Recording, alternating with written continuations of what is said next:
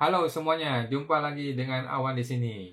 Hari ini kita akan bahas tentang bagaimana nasib UMKM yang 500 juta ya, seperti anak tiri yang nggak diperhatikan ya. Jadi sudah lama sekali, sudah sejak awal Januari sampai sekarang 19 April masih belum jelas bagaimana kabarnya ya. By the way, seperti biasa guys, gua perlu disclaimer dahulu ya bahwa semua yang gua sampaikan di video ini dan di seluruh universe-nya Pajak Smart ini adalah pendapat pribadi gua 100% ya. Ini bukanlah kajian akademis guys. Ini tidak dapat dibuktikan kebenarannya, belum tentu juga sesuai dengan peraturan yang berlaku gitu ya. Jadi mohon maaf, mohon dikoreksi apabila ada kesalahan gitu guys ya. By the way, walaupun gua seorang konsultan pajak yang resmi, tetapi isi video ini bukanlah sama sekali bukan saran profesional seorang konsultan pajak gitu guys. Anda semua ya teman-teman semua tidak bisa dan tidak boleh menjadikan video ini sebagai pedoman bagi Anda untuk melaksanakan kewajiban perpajakan Anda gitu. Karena kan masing-masing orang punya kasus yang berbeda-beda gitu ya. Mohon konsultasikanlah dengan konsultan pajak Anda masing-masing atau ke AR Anda apabila Anda mau bertanya lebih lanjut tentang perpajakan gitu ya. Saya akan tersedia gratis secara langsung ya di live Instagram Pajak Smart setiap hari Senin jam 8 malam.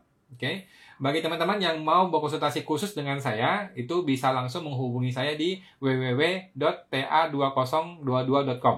Oke, di www.ta2022.com. Nah, oke.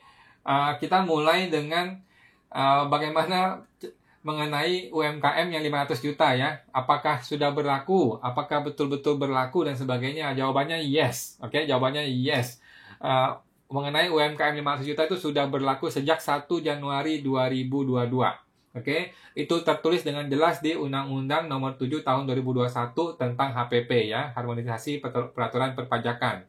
Jadi Undang-Undang HPP itu tidak hanya tentang PPS gitu, tetapi tentang semua hal tentang pajak gitu. Salah satunya adalah tentang adanya gratis UMKM yang 500 juta.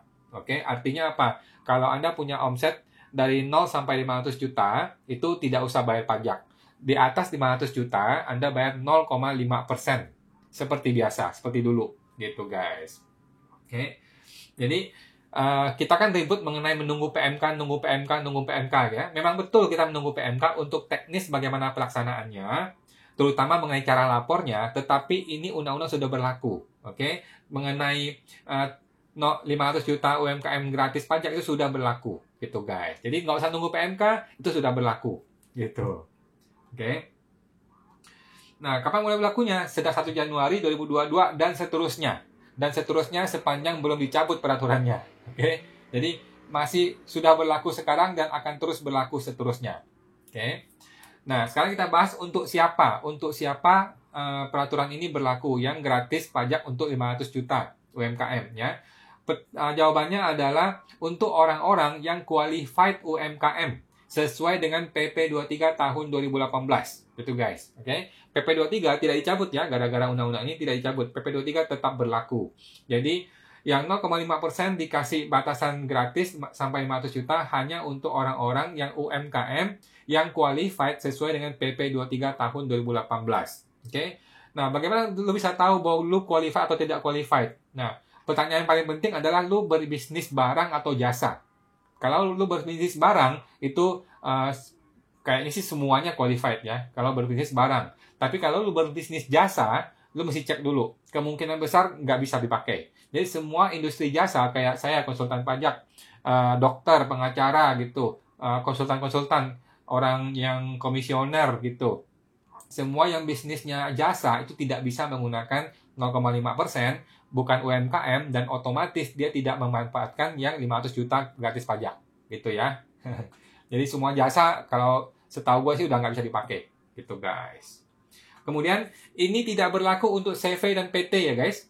Oke, diskon 500 juta 0,5% UMKM hanya berlaku untuk orang pribadi. Tidak untuk CV dan PT atau badan, pokoknya badan tidak berlaku. Oke, ini hanya untuk orang pribadi sebagai pengganti terhadap PTKP karyawan. Gitu. Selama ini kan karyawan kerja dapat PTKP tuh yang 54 juta, kemudian kalau kawin ada lagi, anak ada lagi. Sedangkan pedagang UMKM selama ini nggak ada batasan itu, tidak dapat pengurangan pajak gitu loh.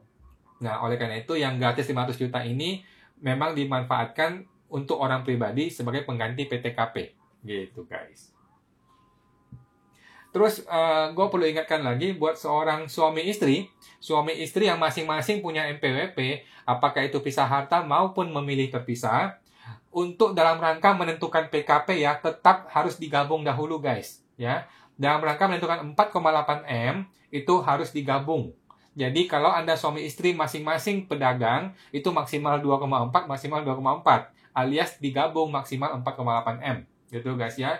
Bukan seperti dulu. Jadi ini sejak 2018 ya.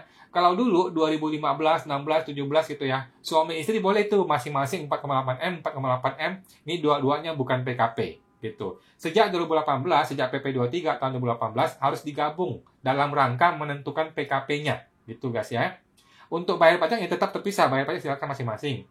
Tetapi dalam rangka menentukan PKP atau non PKP, PPN atau tidak PPN digabung gitu. Oleh karena itu, Anda udah nggak bisa nih pakai tax planning kalau punya 6M dibagi 3M 3M ke suami dan satu istri, nggak bisa gitu. Sekarang harus digabung dalam rangka menentukan PKP-nya. Oke. Nah, gimana kalau suami istri masing-masing UMKM, masing-masing anggaplah omsetnya 2M dan 2M. Kan masih boleh tuh 2M, 2M suami istri. Apakah dua-duanya mendapatkan diskon 500 juta itu? Nah, ini gue nggak jelas. Gue belum tahu bagaimana jawabannya. Ini yang betul-betul kita perlu nunggu PMK-nya. Gitu, guys. Feeling saya sih bisa ya. Karena kalau di karyawan, kalau karyawan suami istri pisah harta atau memilih terpisah, itu kan masing-masing punya PTKP. Bisa dipakai dua-duanya ketika dia laporan. Ada perhitungan PHMT. Nah, kalau untuk UMKM pedagang bagaimana? Nah, feeling gue sih bisa. Tapi kita nggak tahu. Sampai sekarang kita belum tahu. Gitu. Jadi kalau bagi Anda yang suami istri masing-masingnya bayar 0,5%, mungkin kalau lu mau menunggu, ya jangan bayar dulu deh, gitu. Tetap pakailah 500 juta gratis untuk kedua-duanya. Nanti kalau PMK sudah turun, kalau emang terpaksa harus dibayar, ya udah boleh dibayar, gitu. Kemungkinan PMK-nya kemungkinan hanya untuk suami saja, contohnya begitu. Oke. Nah, lanjut. Jadi ingat ya teman-teman, untuk UMKM yang 0,5% mulai tahun 2022, berapapun omset Anda, apakah omsetnya di atas ataupun di bawah 500 juta, teman-teman wajib lapor. Oke? Jadi berapapun omset Anda, mau di bawah 500 juta ataupun di atas 500 juta, Anda wajib lapor bulanan. Oke? Gua tahu ini bikin lu ribet, gua tahu ini malah tambah susah gitu ya. Tetapi memang seperti inilah caranya gitu ya. Anda wajib lapor. Gua rasa sih DJP akan berusaha membuat cara pelaporan yang semudah mungkin gitu ya. Nah, jadi wajib lapor ya. Mulai Januari wajib dilapor. Cara lapornya bagaimana? Mari kita menunggu PMK-nya. Oke. Jadi sampai hari ini belum turun PMK mengenai bagaimana cara melaporkan untuk UMKM mulai tahun 2022 gitu. Oke. Nah, banyak orang marah-marah ke saya nih ya. Banyak orang marah-marah ke gua, gimana nih Wan, kalau belum bisa lapor bagaimana? Nanti kena denda dong. Nanti kalau gua nggak lapor nanti dikira gua nggak bayar pajak dan sebagainya gitu. Nah, jadi teman-teman nggak usah stres ya, nggak usah marah-marah, santai aja ya. AR aja nggak stres gitu loh, AR santai aja gitu. Selama belum ada PMK, ya kita nggak bisa berbuat apa-apa gitu. Kita nggak bisa berapa-apa. Lu mau ngapain? Lu mau masuk ke DJP online, mau lapor, mau menu apa? Tidak ada menunya untuk itu gitu, belum ada menunya gitu ya. Jadi nggak usah stres, nggak usah marah, santai aja teman-teman. Kalau memang belum bisa cara lapor ya kita nggak usah lapor, gitu aja, sesimpel itu. Nggak perlu pemberitahuan ke AR, nggak perlu tanya-tanya sini, nggak perlu, santai aja, gitu ya. Nah, banyak orang salah kaprah berpikir bahwa cara lapornya itu sama seperti yang Desember kemarin, yaitu laporan insentif DTP itu. Bukan teman-teman ya. Laporan insentif COVID yang kemarin-kemarin itu 2021 dan 2020 bukanlah laporan yang untuk Januari 2022 ini. Yang untuk UMKM yang 500 juta itu bukan ya, bukan. Jadi jangan pakai laporan itu untuk laporan Januari 2022. Ada lagi orang berpikir, kalau gitu ini kan PPh final, kita menggunakan ISPT PPh 4 ayat 2 dong. Bukan juga teman-teman ya. ISPT 4 ayat 2 tidak mencakup mengenai yang diskon 500 juta UMKM ini. Jadi teman-teman nggak perlu berusaha mencari-cari, nggak perlu berusaha untuk mengakalin bagaimana caranya, nggak perlu. Kita tunggu saja PMK-nya. Gitu teman-teman, santai ya. Jadi cara lapornya santai, kita tunggu PMK-nya turun, barulah kita bisa jelas cara lapornya bagaimana, tanggal berapa, dan sebagainya. Gitu. Oke. Nah, itu kan cara lapor ya. Cara lapornya teman-teman tunggu santai. Tapi kalau bayar, dari sekarang udah perlu bayar. Gitu ya. Jangan lu tunggu PMK baru bayar. Tidak. Begitu Anda sudah melewati omset 500 juta, di bulan itulah Anda mulai membayar pajak. Gitu guys. Ya. Jadi jangan tunggu PMK. Jadi ternyata ada beberapa teman, beberapa orang yang nggak bayar-bayar karena menunggu PMK. Dia pikir bayar dan lapor tuh harus nunggu PMK. Tidak, teman-teman. Memang cara lapornya belum ada PMK-nya, tetapi bayarnya sudah dari sekarang Anda perlu bayar, ya. Melewati 500 juta di bulan itu sudah harus bayar. Oke. Kapan bayarnya? Bayarnya adalah bulan depannya, maksimal tanggal 15 seperti biasa. Oke. Bukan tanggal 20 ya. Bukan tanggal 20 tetapi tanggal 15. Bukan tanggal 10 juga. Sejauh ini masih tanggal 15 seperti yang metode lama. Oke. Walaupun ini PPh final 4 ayat 2, tapi ini bukan tanggal 10, ini tanggal 15. Gitu. Oke. Jadi bayar seperti biasa ya teman-teman, pakai kode 411128 420 yang UMKM PPh final bruto tertentu namanya. Oke. Pokoknya lewatin di atas 500 juta maka sudah perlu bayar. Gitu aja. Lapornya nanti tunggu PMK. Gitu. Nah, buat teman-teman yang sudah terlanjur bayar untuk Januari, Februari, mungkin lu terlanjur bayar nih. Mungkin lu kurang update peraturan, kurang update atau belum nonton videonya, belum tahu beritanya gitu ya. Sudah terlanjur bayar nih, karena kan Anda rutin bayar gitu ya. Sudah terlanjur bayar, bagaimana caranya? Caranya adalah Anda PBK, pindah bukukan. Jadi, diproses yang namanya pindah buku. Yang Anda bayar untuk Januari, Anda pindahkan ke bulan yang lain. Contohnya ke November. Atau bulan Februari Anda sudah bayar, Anda pindahkan ke bulan Desember. Oke, nah, bulan November, Desember, kemungkinan besar Anda sudah lewatin Gopetio dong. Sudah lewatin 500 juta omsetnya. Gitu kan? Jadi, yang sudah Anda bayar, Anda boleh pindah bukuan ke bulan yang November, Desember. Gitu. Oke. Apakah perlu dibiarin yang sudah dibayar? Jangan, teman-teman. Yang Anda sudah bayar itu, jangan dibiarin. Anda harus pindah bukukan. Kenapa? Begitu Anda bayar, maka secara otomatis Anda menyatakan bahwa omset Anda sudah melewati 500 juta. Oke?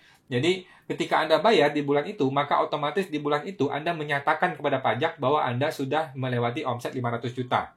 Oke? Jadi, kalau ini pembayaran yang salah, tolong dicabut, dipindah bukukan ke bulan yang lain. Gitu, guys.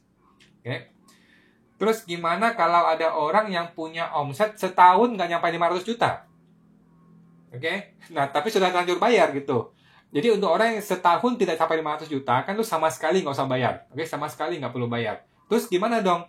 Nah, kalau lu sudah terlanjur bayar Januari, Februari contohnya, tetapi sebenarnya omset lu nggak nyampe 500 juta setahun, maka saran gue yang terbaik adalah Anda akui saja omset di atas 500 juta gitu. Terpaksa gitu, nggak ada pilihan. Tapi Anda pindah bukukan ke November dan Desember gitu ya. Jadi pembayaran Januari Februarinya dipindahkan ke November dan Desember dan terpaksa mengakui omset di atas 500 juta gitu. Nggak ada pilihan lain. Pilihan lainnya adalah Anda pindah bukukan ke orang lain. Itu kan agak susah lagi, repot gitu. Dan ini nggak bisa dihangusin ya. Nggak bisa dihangusin. Kalau Anda sudah bayar, maka ini sudah masuk ke sistem pajak. Gitu. Terus ada banyak orang yang komplain, kalau gitu belum ada PMK-nya nanti telat lapor dong. Kalau telat lapor kena denda dong. Nah, ada ketakutan seperti itu. Jadi jawabannya adalah nggak apa-apa teman-teman. Santai aja ya. Mau gimana lagi? Nggak ada pilihan gitu ya. Nggak apa-apa. Kita tunggu dengan sabar menunggu PMK-nya. Gitu. Ada orang marah-marah gitu. Jawabannya ya gue bilang no choice. Kita nggak ada pilihan. Sekarang kalau lu masuk ke DJP online di portalnya tidak ada menu untuk lapor itu. Gitu guys.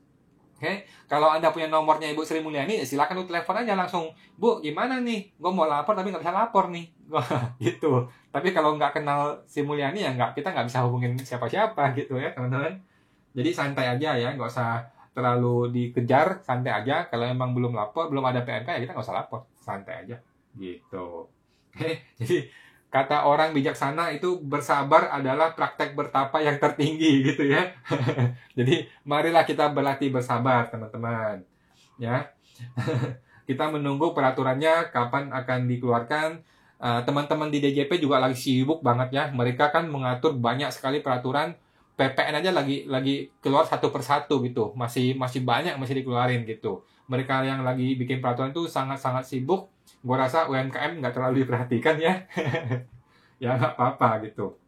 Kenapa mereka sibuk sekali? Karena untuk bikin peraturan tuh nggak mudah teman-teman, itu sulit sekali ya. Membuat suatu peraturan itu harus disinkronkan dari undang-undang satu, undang-undang yang lain, undang-undang lain mesti digabungin semua, mesti dihubungkan, jangan sampai bentrok, jangan sampai tumpang tindih antar peraturan gitu loh. Jadi gue bisa ngebayangin di kantor pusat tuh sibuk sekali mereka ngurusin peraturan ini gitu. Jadi tidak mudah buat peraturan itu teman-teman. Sekali mereka bikin peraturan, mereka harus langsung update ke DJP online-nya dong, harus dibikin portalnya untuk klik apa untuk mengisinya. Mesti isi formulirnya dong, formulir mesti dia bikin dong. Nah, jadi semua itu terintegrasi, teman-teman. Tidak mudah bikin peraturannya, susah sekali. Gitu. Oke, itu aja teman-teman buat PPH yang UMKM 500 juta ya. Untuk PPN final ya, teman-teman yang masih nungguin PPN final itu sudah keluar. Sudah keluar PPN final sebagian ya. Jadi ternyata PPN final itu dia tidak langsung secara global buat ditentuin siapa, tapi satu peraturan untuk satu jenis usaha gitu. Satu peraturan untuk satu jenis usaha. Yang udah keluar itu PMK berapa gitu, untuk agen asuransi sudah ada, untuk mobil motor bekas sudah ada, untuk jasa-jasa tertentu juga sudah ada gitu. Tetapi belum semuanya. Jadi gue akan mulai membahas, mungkin mulai besok atau ke depannya, ke video berikutnya, pelan-pelan satu persatu akan gue bahas ya, untuk PPN final gitu. Kalau teman-teman industrinya masuk akan bisa ya. Kalau industrinya belum masuk, kita tunggu. Mudah-mudahan PPN final ini bisa berlaku untuk Anda semua gitu ya. Oke, gitu ya teman-teman untuk hari ini ya. Kesimpulannya adalah yang sudah lewatin 500 juta harus bayar seperti biasa, nggak usah nunggu PMK. Oke, cara lapornya yang kita belum tahu, kita mesti nunggu PMK gitu guys. Oke, buat teman-teman yang mau tanya jawab secara langsung, Anda bisa tanya jawab dengan saya langsung secara gratis di live Instagram setiap hari Senin jam 8 malam. Oke, di Instagramnya Pajak Smart. Buat teman-teman yang mau konsultasi langsung khusus dengan saya, Anda bisa buka website di www.ta2022.com ya, di www.ta2022.com. Oke, terima kasih semuanya teman-teman. Semoga bermanfaat ya. Sampai jumpa.